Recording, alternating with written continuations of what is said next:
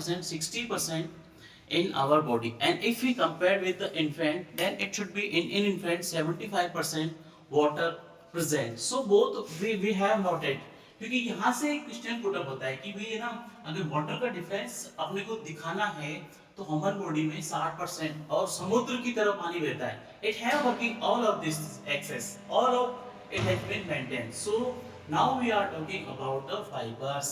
Okay, so fibres क्या होते हैं? It is very important for our body. हम लोग है ना जो डाइट्स में लेते हैं, स्पीच लेते हैं, फाइबर्स लेते हैं और many more things we are taking.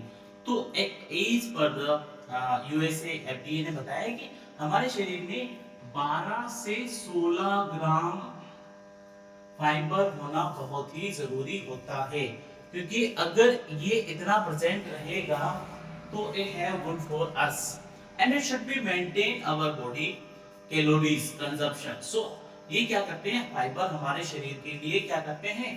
हम लोगों के डाइजेशन को काम करते हैं. हम लोग फ्रूट्स, जितना फ्रूट्स कंज्यूमिंग करेंगे उतना ही ज्यादा हमारे शरीर में फाइबर्स मिलेगा, वेजिटेबल्स मिलेंगे, नट्स मिलेंगे.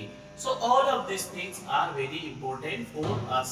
ओके, सो ये क्या है कि offer additional serving to each week to get body used to works best. Okay, so इनका क्या इंपॉर्टेंस रहता है?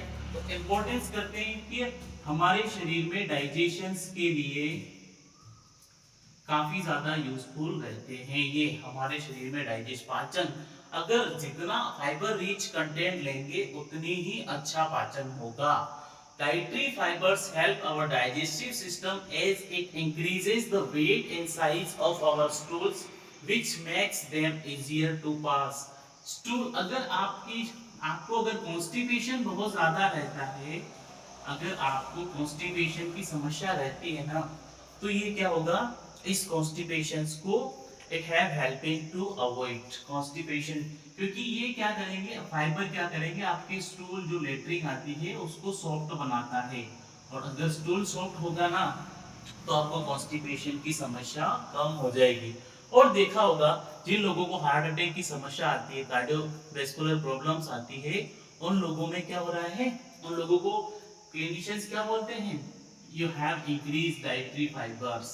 आपको डाइटरी फाइबर्स लेना बहुत ही जरूरी रहता है. ठीक है, तो कार्डियोवैस्कुलर डिजीज में ये काफी ज्यादा यूजफुल रहता है, काफी ज्यादा काम में लिया जाता है. तो cardiovascular system comprises intricate working of the heart, blood and vessels that ensure all our cells receive the oxygen and nutrients we need to survive. ये हमारे शरीर के लिए काफी आवश्यक रहते हैं हमें सर्वाइवल करने के लिए. नेक्स्ट जो बात करेंगे, ये क्या करता है? कोलेस्ट्रॉल को मेंटेन कर लेता है. भाई जितनी ज्यादा आपका वेट बढ़ रहा है ना, जितना ज्यादा टोन बढ़ रही है लीवर, तो यहाँ पे क्या हो रहा है? हमारे शरीर में दो टाइप्स के कोलेस्ट्रॉल, एलडीएल और एचडीएल.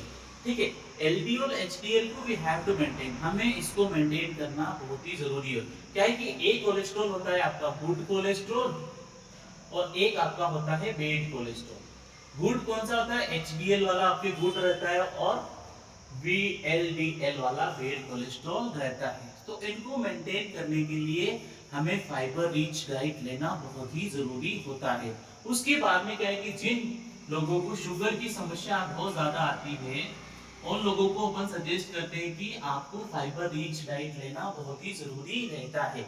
अगर आप जितनी फाइबर रिच डाइट लोगे, it should be very very helpful for you.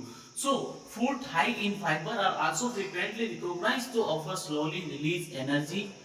High GI fluids, gastrointestinal such as salic sweets.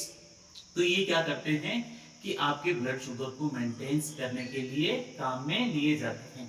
तो फ्रेंड्स, अगर आपको राइट नाउ अगर कुछ यहाँ तक डाउट है तो यू कैन आस्क अस, क्योंकि definitely it should be helpful for us. हमारे लिए हेल्पफुल करेगा, हम लोग इस चीज को मेंटेन कर पाएंगे, क्योंकि all of this things are very very important for us. ठीक है, अब जो अगला अपना चैप्टर्स आएगा वो है बैलेंस डाइट. ये क्या होता है? ठीक है, तो अभी तक कोई डाउट है तो आप मुझे पूछ सकते हैं यहाँ तक, नहीं तो हम लोग नया चैप्टर शुरू करते हैं.